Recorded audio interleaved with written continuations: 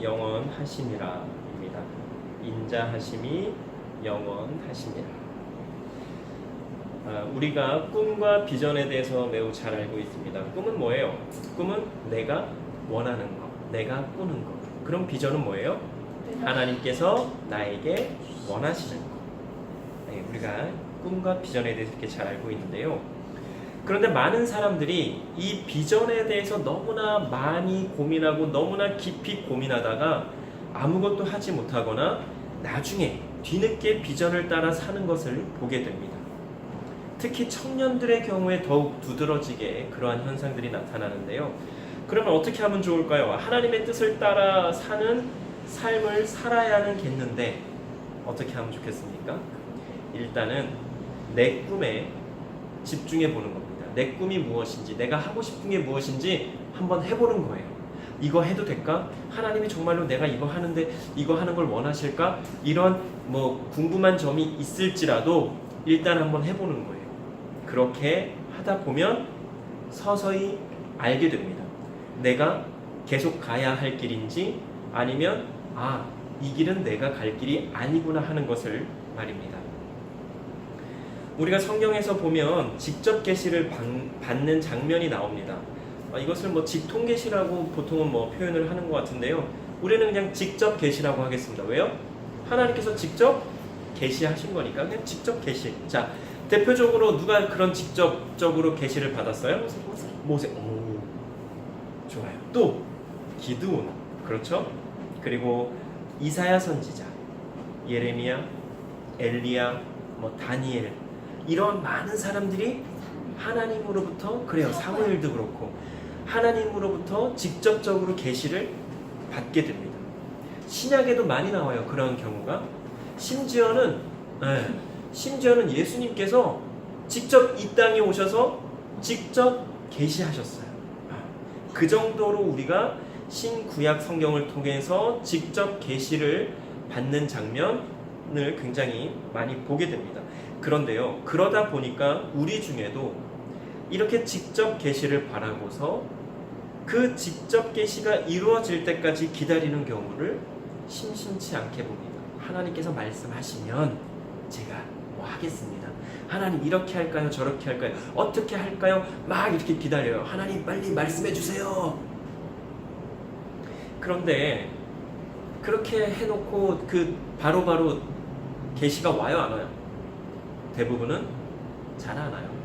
아주 특별한 경우를 빼고는 한참을 기다려도 답이 오지 않습니다. 그럼 어떻게 해야 돼요? 우리가 잘 아는 여호수아 어때요? 여호수아가 요단강을 건널 때 어떻게 건넜어요? 모세가 홍해를 가르고, 그러니까 하나님께서 모세를 통해서 홍해를 가르고 나서 홍해가 다 갈라진 후에 건넌 것처럼 여호수아도 요단강 그렇게 건넜어요? 아니죠. 요단강이 한참 물이 불고 유속이 아주 굉장히 빠른, 그냥 물이 막 이렇게 막 휘몰아치는 가운데에서 그 요단강 물에 발을 내딛자마자 물이 멈추는 일이 일어나면서 그렇게 요단강을 건넜단 말이에요. 그런데 물론 여호수아도 직접 계시를 받기는 했어요. 하나님께서 말씀하셨어요. 네가 어쩌고 저쩌고 하면 내가 요단강 물을 멈추게 할 거야. 그런데 잘 생각해 봅시다. 우리가 아무리 그렇게 직접적으로 계시를 받았다고 해도 그 요단강 물을 보는 순간에 겁이 나요, 안 나요? 베드로 봐봐요. 예수님께서 그 물 위를 걸으실 때 오라고 했을 때 걸었잖아요. 근데 예수님 바라보지 않고 딴 데 옆에 보니까 어떻게 돼요? 무서워서 빠지잖아요. 누구나 여호수아처럼 나도 할 수 있어 라고 생각은 해요. 말은 해요. 그런데 직접 그러한 일이 일어날 때에 그 범람하는 요단강 같은 그 아주 무시무시한 상황에서 정말로 하나님께서 하라고 하시는 그대로 할 수 있는 사람? 그래요. 있어요. 있는데 많지는 않아요. 그럼 어떻게 하면 좋을까요? 이러한 상황에서 어떻게 하면 좋을까요? 다른 방법은 없는 것 같아요.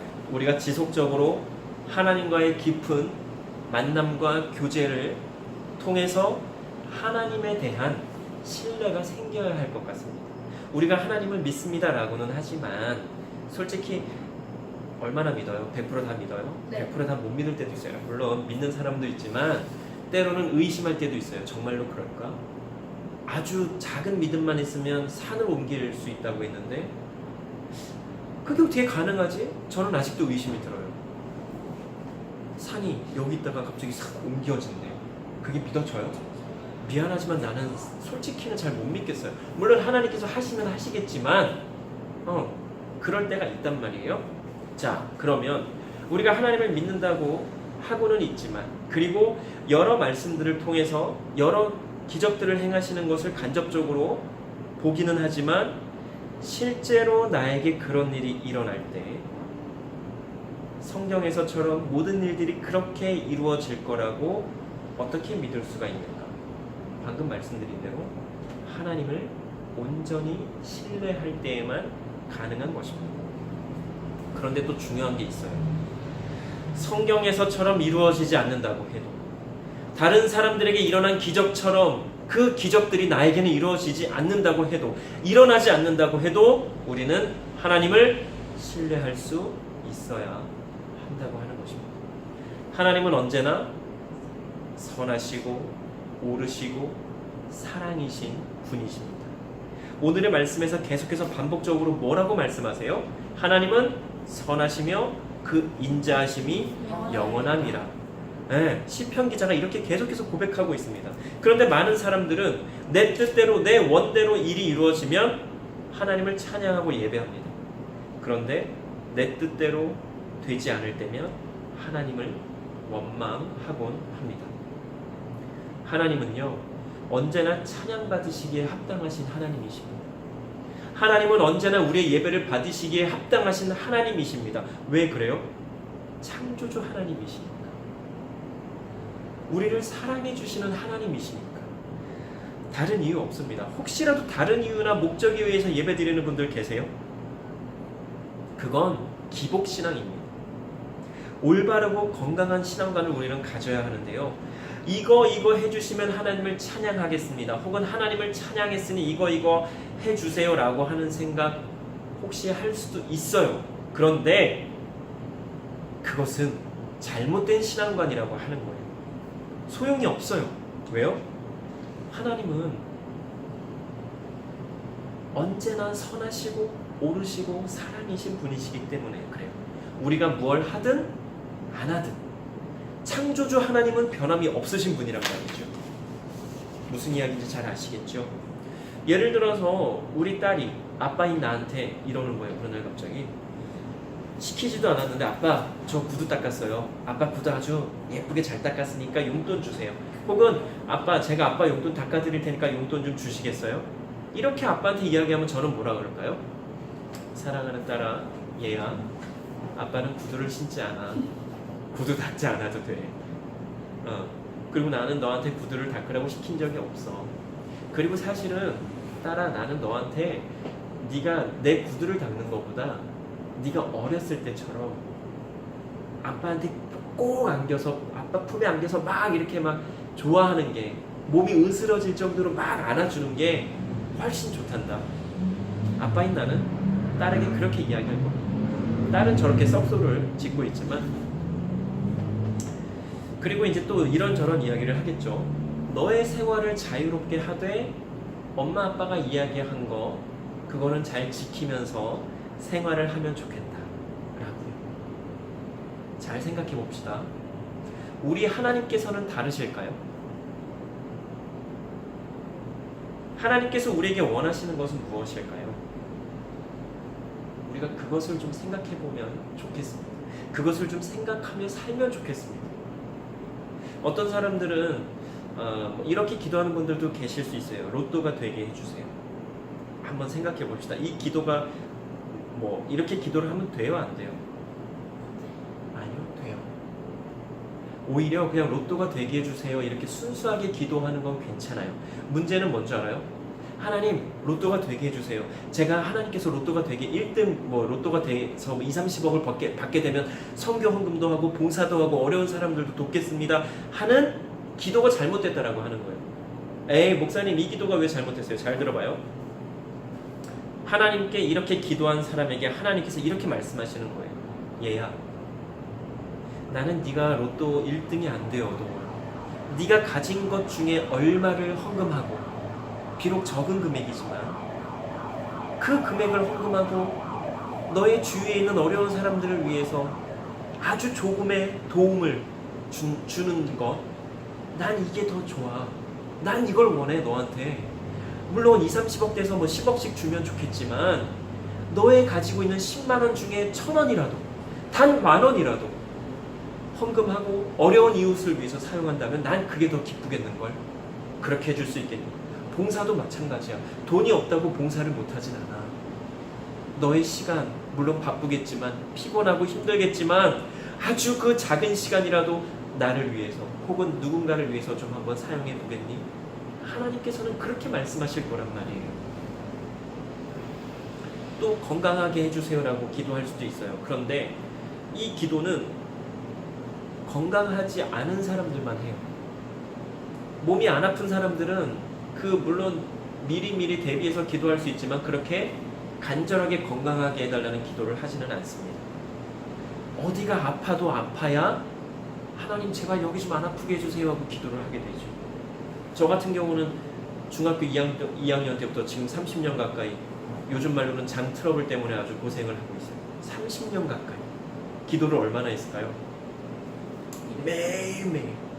매일매일 30년 동안 매일매일. 그런데 나아지진 않아요. 그런데 또 하나는 어떻게 하면 덜 아픈지는 알아요. 무엇을 먹으면 되고 무엇을 먹으면 안 되는지 너무나 잘 알아요. 그것만 잘 지켜도 배가 아주 많이 아프지는 않게 생활할 수가 있어요. 그런데 그렇게 잘 지키며 살고 있을까요? 그러지 못한다고 하는 거예요. 문제는 그거예요. 알면서도 하지 못하는 게 너무나 많아요. 이거 먹으면 분명히 아픈 거 알아요. 근데 몸에서 너무 원해. 마음에서 너무 원해. 내 입에서 너무 원해. 그러니까 먹고 에이 화장실 한번 가지. 에이 배 한번 아프고 말지. 이러는 경우가 너무나 많다라는 거예요. 그런데 이게 저만은 아닐 거예요. 지금 뭐 방송 보시는 분들, 여기 계시는 분들 다 똑같아요. 우리가 해야 되는 거, 하지 말아야 되는 거 모르지 않지만 하는 경우도 너무나 많아요. 그러면서 기도해요. 하나님, 뭐 어떻게 해주세요.